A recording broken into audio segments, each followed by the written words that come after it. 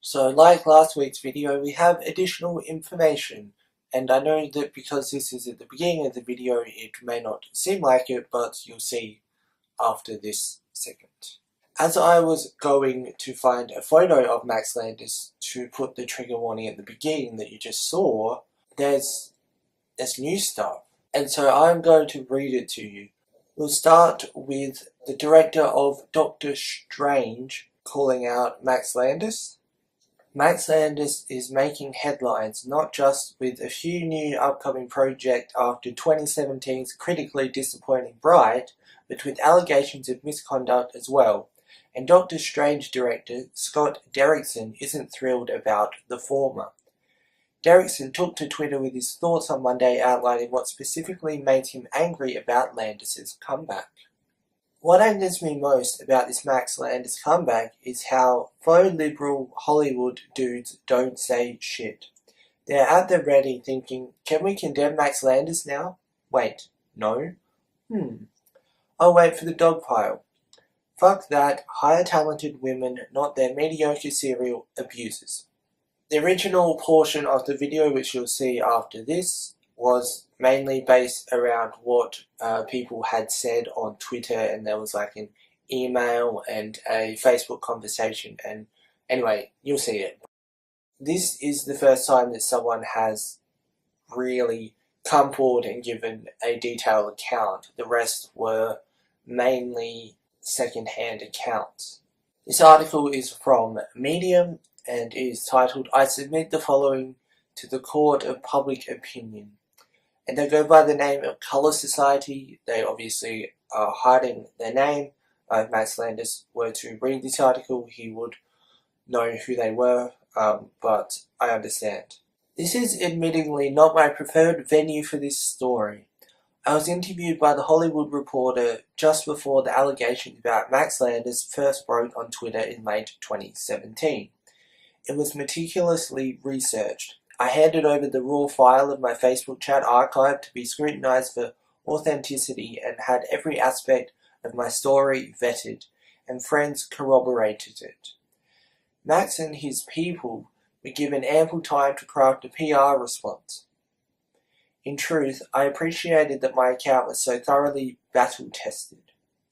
The editor ultimately chose not to run the story because we were all unwilling to put our real names on the record for fear of harassment, and other accusers did not make it into the article for various reasons.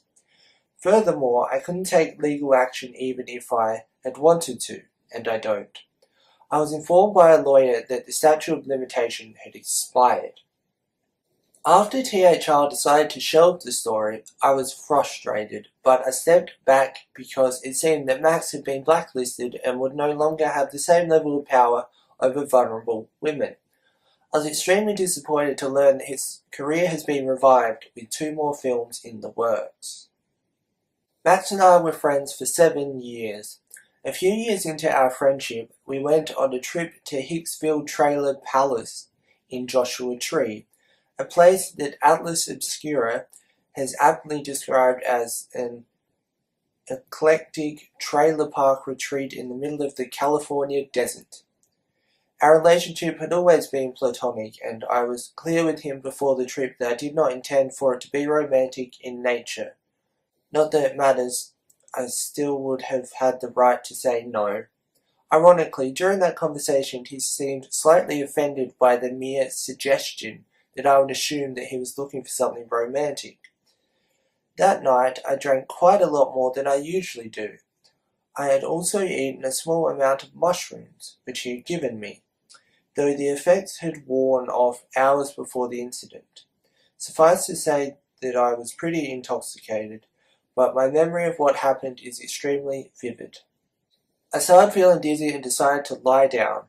I accidentally caught sight of him changing out of his bathing suit, and he told me later that I had laughed flirtatiously. Taking that as an invitation, he ran over to me and grabbed me. I wormed out of his arms and ran away, thinking at first that he was just playing around. He grabbed me and pushed me down onto the bed, with his knees holding my thighs apart and his hands holding down my arms so that I couldn't get away. I could feel his erection pressing into me through my clothes, and he was pulling up my shirt. He kept trying to kiss me as I was turning my head from side to side, trying to dodge him. I kept saying no. Specifically, I stated the following: "This is a really bad idea. Stop. Please. No. This is a really bad idea. No. Stop." Repeated a dozen or so times. I soon realized that I was fighting a losing battle, so I went limp and pretended to pass out. He got off of me and rolled over, and then he fell asleep, spooning me. I laid there all night, wide awake, but trying not to move, holding my breath, trying to understand what had just happened. I was trying to figure out what I was going to do when morning came and I had to sit next to him while he drove the 100 miles home. I felt terrified and nauseous from the adrenaline. As far as I know, Max has never disputed that this occurred, but he has always maintained that it was an unfortunate drunken misunderstanding. He characterized it as wrestling around. He thought I was just playing hard to get, and that by "this is a bad idea" I meant something like "ooh, this is so naughty," the classic no means yes defense. He told me he had never been turned down before, so he didn't know what rejection sounded like, taking the opportunity to brag about the size of his penis. I eventually accepted his apology and explanation because he seemed so sincerely regretful. I even began to feel bad, as if I had somehow victimized him and hurt his feelings. He did a masterful job of manipulating me into believing that I had simply overreacted and misinterpreted his intentions. I found every way to rationalize it and absolve him of responsibility. Years later, he would casually mention events that happened earlier that night in group settings, as if to indicate that he viewed that experience as inconsequential and ordinary. I felt sick to my stomach every time, emotionally recalling the night I laid next to him for hours, hoping he wouldn't wake up and try again. We remained friends for years. I eventually came to accept that Max's explanation was untenable. For one, he seemed completely sober and lucid. Besides, one should not initiate sexual activity with someone who is as intoxicated as I was. Moreover, if this had been an unfortunate misunderstanding, it was not the first, nor was it the last. The rumors began piling up, and I realized that what happened was not an isolated incident, but a pattern of behavior from a man who never liked to be told no. According to two mutual friends, Max used to brag to his group that he had been accused of sexual assault in high school, though I should note that the Hollywood Reporter was unable to verify it. If one gives him the most generous of benefits of the doubt, it seems that he misreads sexual cues with startling regularity. I still question myself sometimes. What if it really was just a misunderstanding? What if I did overreact? What if he really was confused? Maybe I just didn't say no loudly enough. Maybe I wasn't clear. Surely it would have stopped if I had screamed. I'm being overly sensitive. I wasn't even raped. I have to comb back through the memories and mentally list off the factors that made this encounter objectively non-consensual. That I tried to run away, that he had pinned me down to the extent that it bruised my body, and most importantly, that I said no. The fine details of the stories I've heard are eerily familiar. I am certain that the second-hand allegations that were shared publicly in late 2017 were not in reference to me. I was excommunicated from his friend group years ago. In a way, I am in a privileged position. It is easier for me to talk about something that he didn't ultimately take all the way, so to speak, and I have messages that can support my allegation. One thing I realized by getting involved in the public #MeToo story is that the most horrifying accounts rarely surface because the extreme trauma makes it incredibly difficult to speak, amplified many times over when the perpetrator is famous. I can only imagine how many stories like ours have been shelved. Yours truly, the Colour Society Reject. Ladies and gentlemen and non-binary folks of the jury, I enter Exhibit A into the record. These are screenshots of Facebook messages archived from my old account, hence the unusual formatting. Please note that certain elements have been redacted to protect the privacy of another individual. Me. I'm still feeling a little weird about what happened in the desert. Max Landis. Oh, no worries. Feel free. I think the general consensus of my friend and I side of my life is go away from this for a long, long time, maybe forever. I just feel like if me telling one little truth to you was enough for friend to blow up on me, and very drunkenly making half a move on you creeped you out, I should probably just leave you both alone.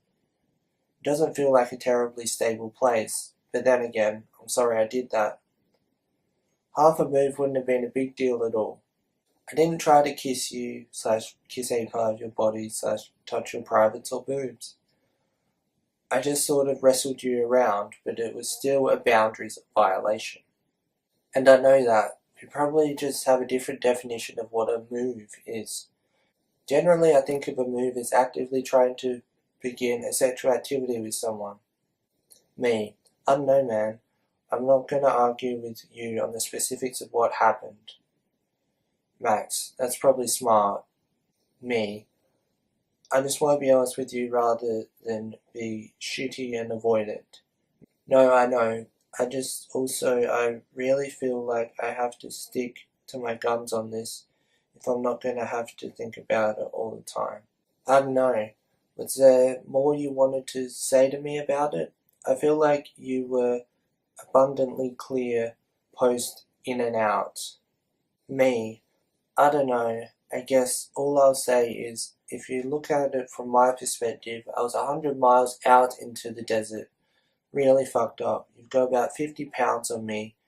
You were my only way back home, and I felt your boner on me, and you were pinning me down and pulling up my shirt after I already ran away twice and said no. At a certain point, I accepted that if you really wanted to hurt me, I wouldn't be able to stop it. And I know that wasn't your intention, and that you were just playing around, and that all of that probably did not occur to you. To which Max says, I've got way more than 50 pounds on you, first of all, and I apologize for my boner. Did you, in the moment, really feel like I was going to hurt you? Me. I don't know. I guess I didn't expect anything like that to begin with. Max. Yeah, I got my signals really crossed. With that being said, here is the original video. Sorry we don't have natural light today. I say the difference between having and not having natural light. I prefer natural light for the videos. So today we're going to talk about Max Landis. If you're someone who is not new to this channel, then you most likely know Max Landis for directing Wrestling Isn't Wrestling, of which Brittany Sheets / Mars Argo featured in. This video is going to be a bit like the previous video like this, and I am going to be reading some articles and such. And that's mainly what this will consist of. It'll be a collection of information. A close friend of mine is a big fan of Max Landis, and they sent me an article which was entitled Max Landis, Who Has Not Been Missed, Returns. Now, I didn't know what this meant at the time, and so I'm going to read you the article. As with a lot of these things, I like to collect information beforehand, but I don't like to fully read it beforehand. So sometimes I'll cut out a portion of the video because it won't end up being relevant, but I try and find articles that I think are relevant to what I'm talking about so that my reactions to when I'm reading and such are genuine. Max Landis, a C-list screenwriter, director, and producer best known for a string of films that truly bring to life the term straight-to-video, is making an attempted return to filmmaking and public life after a series of sexual misconduct allegations at the end of 2017. Though the accusations on social media were vociferous, Landis has never been criminally charged, and the allegations were never truly reported out. Now he's written a movie featuring Chloe Grace Moretz as a hero fending off a leery all-male crew, as the Hollywood Reporter put it. They do say to write what you know. Landis, son of celebrity filmmaker John Landis, wrote one semi-successful film in 2012, Chronicle. It was first introduced to the readers of Jezebel the following year after it gave an interview to a sex personality named Shelby Sells, in which he mused at length on the kinds of women he didn't respect for wanting to have sex with him. There was also a sideline about dating women of whom he gave, as he put it, crippling social anxiety, self-loathing, body dysmorphia, and an eating disorder. It was not well received and has since been deleted.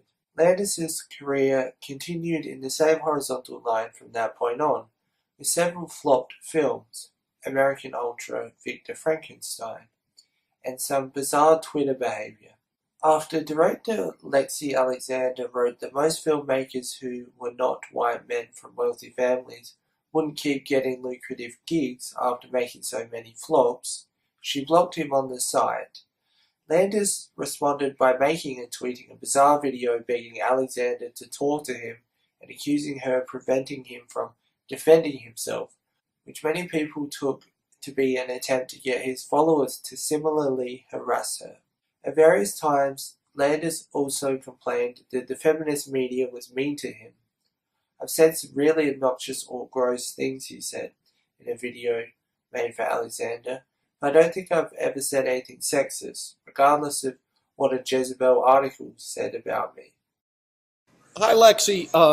I'm a big fan of your movies. I like Green Street. I love Punisher Warzone. I saw that you have me blocked on Twitter, and you were tweeting about me a lot. I saw that. I was curious what the story is there. You were tweeting a lot that I'm like a sexist and entitled.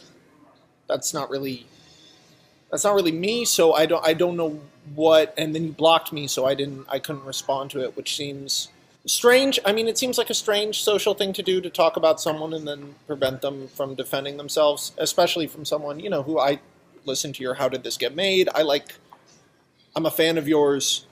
There's any number of other achingly stupid Landis-involved feuds that we'll not rehash, along with the surprisingly positive Vulture profile.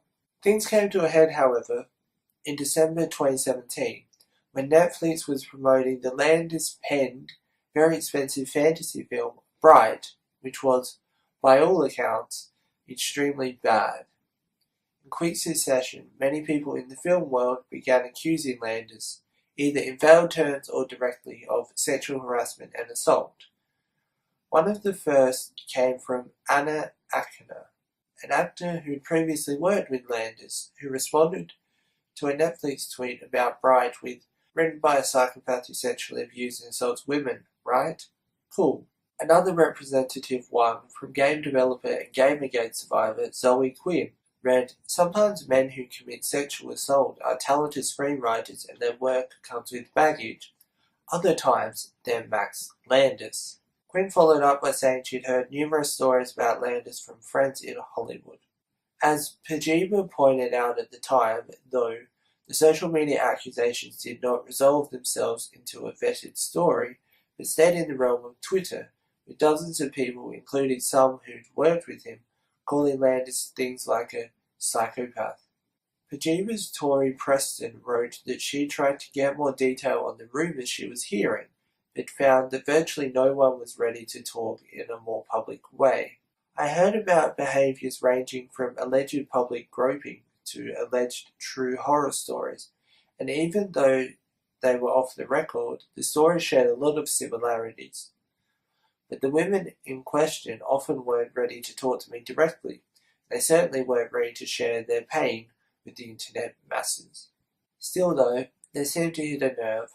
Landis went radio silent for a fairly long time, deleting his Twitter account and seemingly doing very little on the professional front. Landis had reportedly been writing a remake to American Werewolf in London, a project which also seems indefinitely stalled. Until now, that is.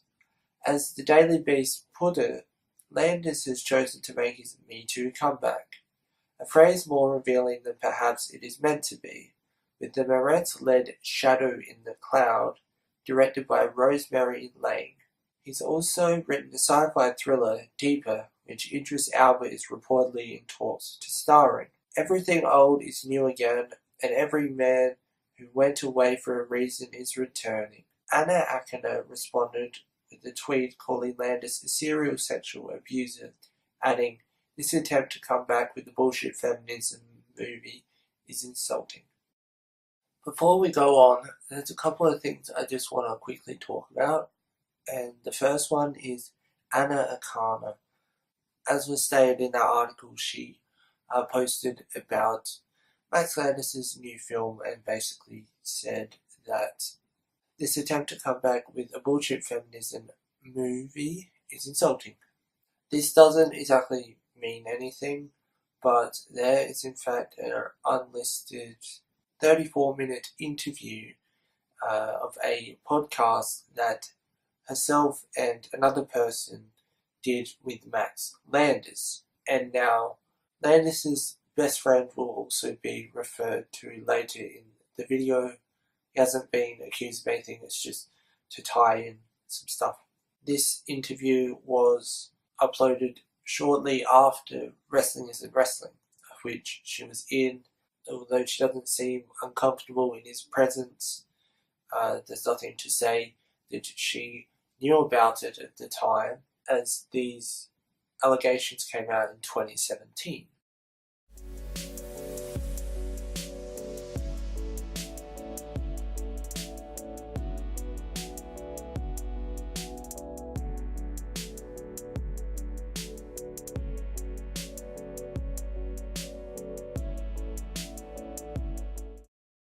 And also, the majority of these, just about all of them, at least the ones that I found, were just words, just hearsay.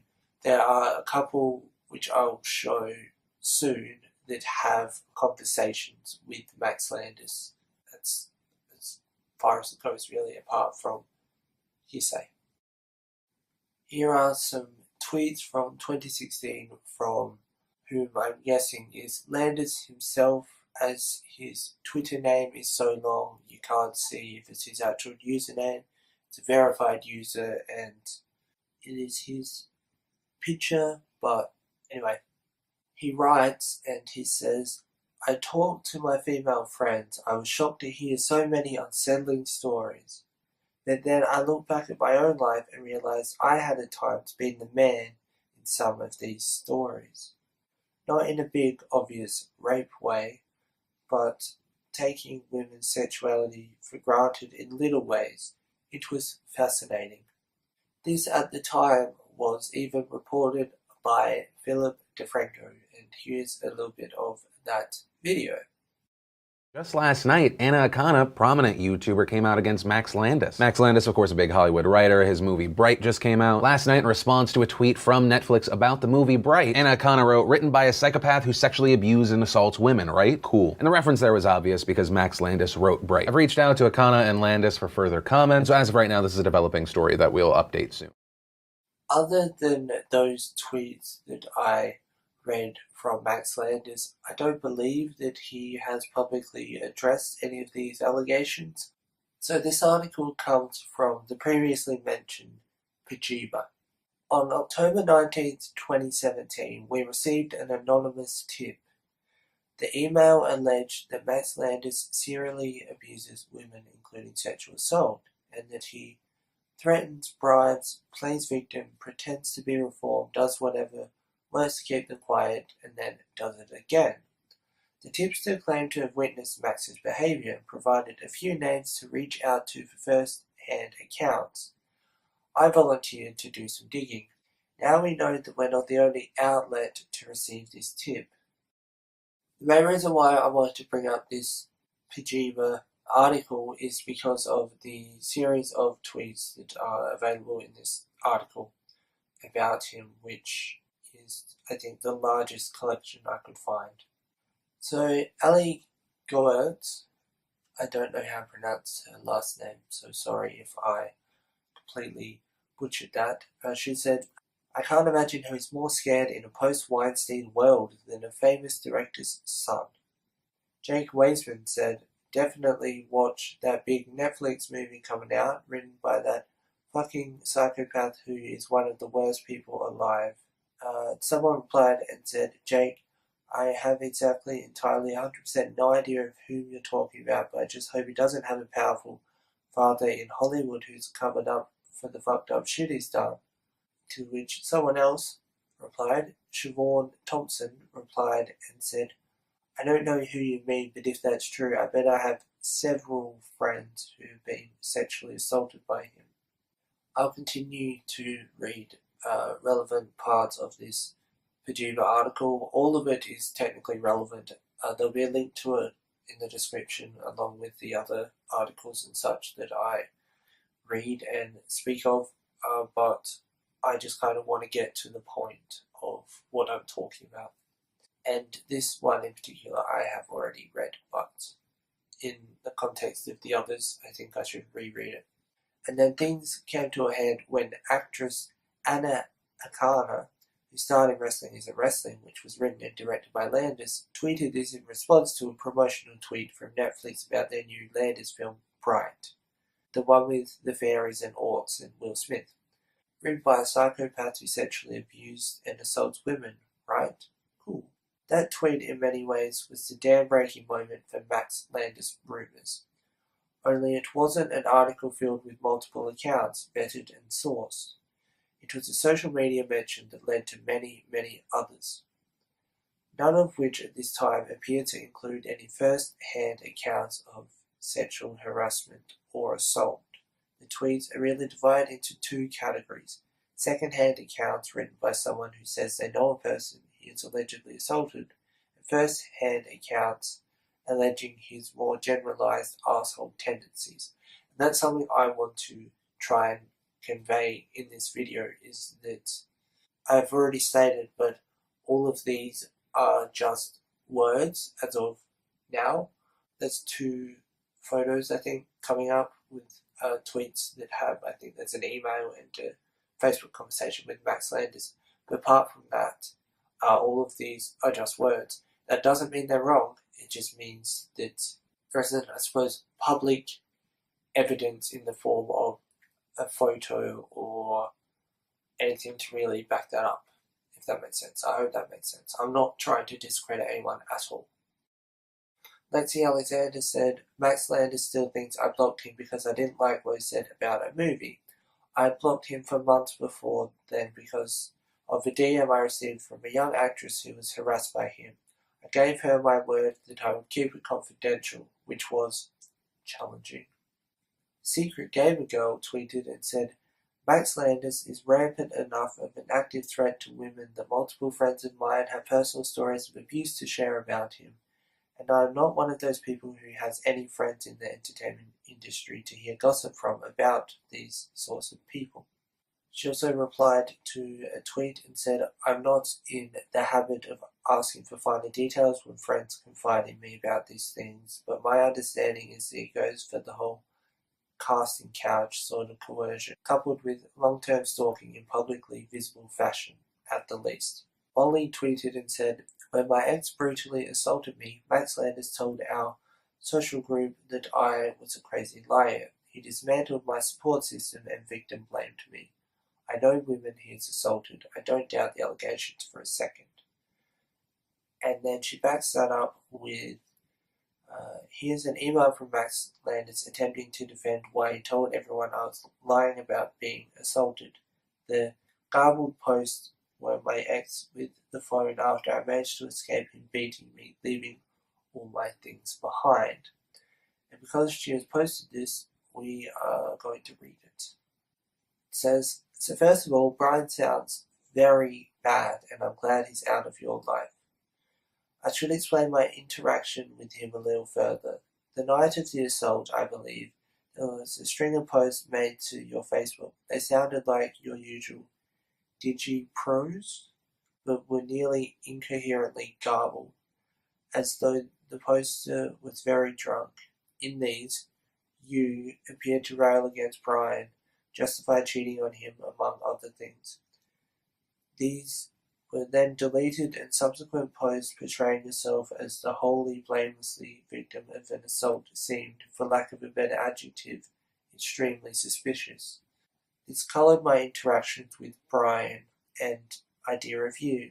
You tend to overshare online, in my experience, so you drunkenly betraying a scary manipulation against a hapless Brian felt potentially totally real, and this flavoured everything from that point on. I didn't understand until much later that those posts had been made by Brian, I think, giving everything a very different context. She also posted a Facebook conversation. She said, "Here's a conversation I had with Max Landis days after my ex assaulted me, where Max told me that I choose people who abuse me."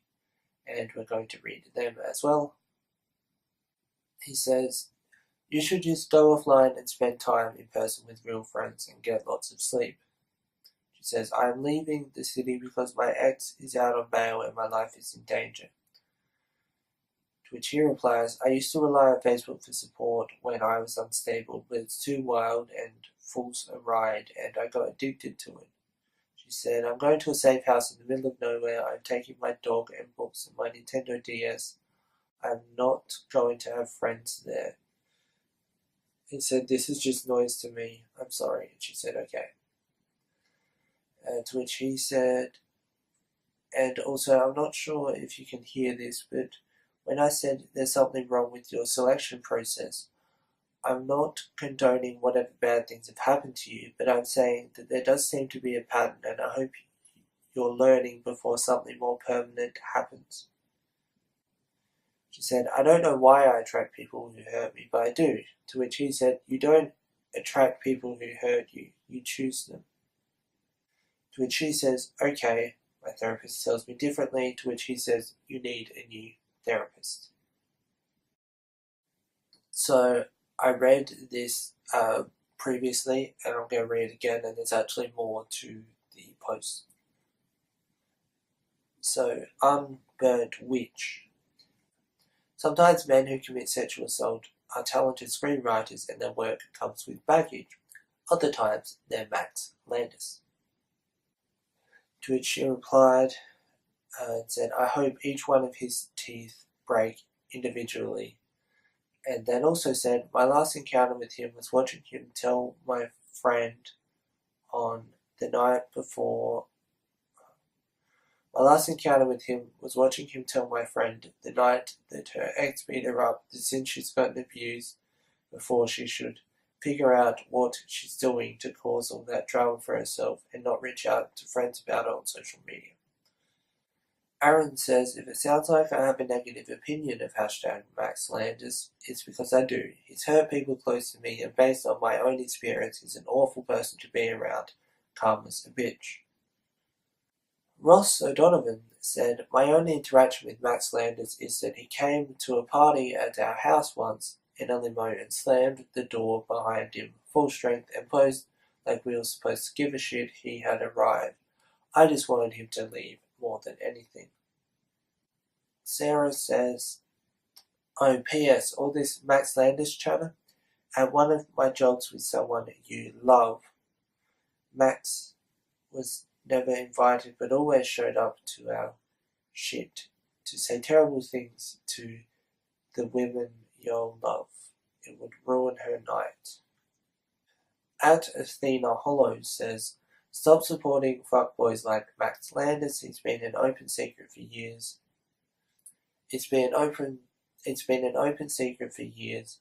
He sexually assaults and preys on women. It's also been known for years he's an absolute fucking creep. Not quietly a creep, fucking essays on women creep." T. Alexander also said, "Love these articles about Max Landis that state how I attacked him, but say nothing about the weird stalker video he posted about me. How about the time he lost his marbles when he fanboyed out over YouTuber Harris Bomber Guy and didn't get the response he wanted as fast as he wanted, so he posted a fake screenplay about the experience?" That is obviously not a sexual assault allegation. It's just more about him. And also, someone around that time was trying to edit Wikipedia to put like references for the like allegations and such, and Wikipedia was just rejecting it. The person who tweeted that, they were saying that they were asking how much Max Landis paid Wikipedia for them to just like be quiet about it. But someone pointed out that they usually don't use Twitter posts as references for stuff like that, and that if they were Twitter posted, that's probably why they'll be rejected. As I mentioned, there's links below to articles and such if you want to read more about Max Landis.